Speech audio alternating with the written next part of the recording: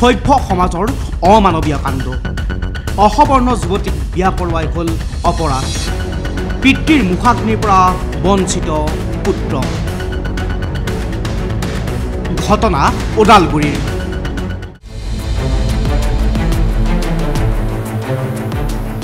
এইখন অসমতে অসমীয়া পুনৰ লজ্জানত হোৱা ঘটনা সংঘটিত হ'ল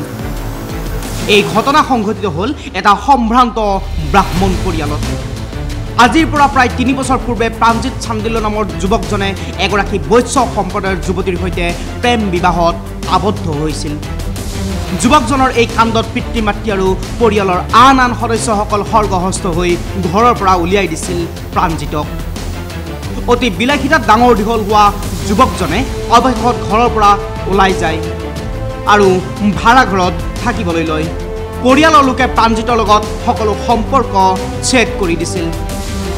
কিন্তু হঠাতে যোৱা 24 জানুৱাৰীত কলাইগাঁও অঞ্চলৰ প্ৰতিষ্ঠিত ব্যৱসায়ী তথা প্ৰাঞ্জিতৰ পিতৃ বিমল প্ৰসাদ শৰ্মাই মৃত্যুক আঁকোৱালি লয় পিতৃৰ বিয়োগৰ বাতৰি পাই প্ৰাঞ্জিত পিতৃগৃহত উপস্থিত হয় কিন্তু সকলোকে লজ্জানত কৰি দেউতাকৰ মৃতদেহ প্ৰাঞ্জিতক কান্ধত ল'ব নিদিয়াৰ উপৰিও মুখাগ্নিও কৰিব নিদিলে প্ৰাঞ্জিতক তাৰ বিপৰীতে বিমল প্ৰসাদ শৰ্মাৰ বিবাহিত সৰু জীয়ৰীয়ে মুখাগ্নি কৰে পিতৃৰ বহু আশাৰে পিতৃক শেষ শ্ৰদ্ধাঞ্জলি জনাব আহিছিল যদিও পুত্ৰ বোৱাৰীৰ সেই আশা সম্পূৰ্ণ নহ'ল তাৰ বিপৰীতে পৰিয়ালৰ লোকে অপমান কৰি কোনো সম্পৰ্ক নাই বুলি ঘৰৰ পৰা উলিয়াই দিয়ে প্ৰাঞ্জিত তথা প্ৰাঞ্জিতৰ পত্নীক ঘৰখনৰ একমাত্ৰ সন্তান প্ৰাঞ্জিতে এগৰাকী অনা ব্ৰাহ্মণ বা অসবৰ্ণ যুৱতীক বিয়া কৰোৱাৰ অপৰাধতেই উলিয়াই দিলে ঘৰৰ পৰা অৱশেষত দুই পতি পত্নী উচিত ন্যায় বিচাৰি কলাইগাঁও আৰক্ষীৰ কাষ চাপে আৰু দুই খুৰাক্ৰমে মৌজাদাৰ কমল প্ৰসাদ শৰ্মা আৰু ব্যৱসায়ী উৎপল শৰ্মা আৰু ভনী জোৱায়েক প্ৰণৱজ্যোতি গোস্বামী আৰু ধ্ৰুৱজ্যোতি শৰ্মাৰ বিৰুদ্ধে এজাহাৰ দাখিল কৰে প্ৰাঞ্জিতে যে মোৰ দেউতা ঢুকাইছে মোক ঘৰৰ পৰা কোনো ধৰণৰ খবৰ দিয়া নাই মই মোৰ লগৰ বন্ধুই মোক খবৰ দিছে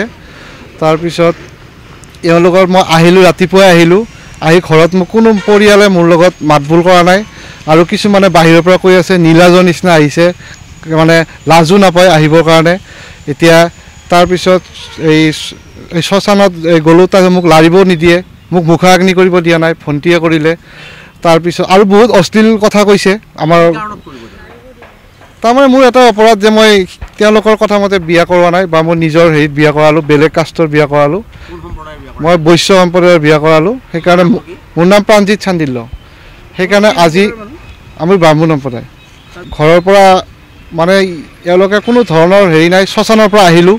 শ্মশানৰ পৰা আহি ঘৰত মই তলত অকলে গাড়ী গেৰেজত বহি আছোঁ কোনো পৰিয়ালে মোক মাতবোল কৰা নাই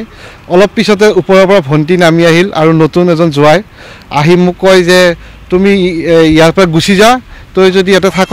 কোনো পৰিয়াল সমাজ আলহী কোনো আমাৰ ঘৰত নাহে আমি বামুণ নাপাম কাজ কৰিবৰ কাৰণে তেতিয়া মই বহুত ভাবিলোঁ এনেকুৱা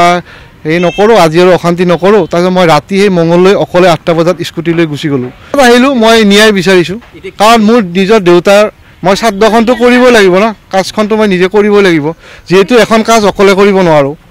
কাৰণ আজি এতিয়া চতুৰ্থীৰ দিনা আপোনাৰ বহুত নিয়ম কানুন থাকে এজন মই বামুণ মাটি কৰিলোঁ এতিয়া মই আজি হবিজ কৰিব লাগিব আজি হবিজ কৰিব লাগিলে মোক চাউল পিঠাগুড়ি গিয়াতিয়ে দিব লাগে এতিয়া মোৰ কোনো মানুহ নাই যে মোক কোনোবা এটাই দিব এতিয়া মই ৰাতি আজি হবিজো কৰিব নোৱাৰিম এনেকুৱা পৰিস্থিতি মোক মানে ঘৰৰ মানে গৰম দেখায় গ'লেই গৰম দেখায় তই নাহিবিয়ে তাৰমানে এনেকুৱা হৈছে ভিতৰৰ কাৰণটো এতিয়া কি ক'ম মানে ক'ব গ'লে বহুত কথা কিন্তু এতিয়া উপায় নাই আৰু তোমালোকৰ পৰিয়ালৰ বেকগ্ৰাউণ্ডটো অকণমান কৈ দিবা নেকি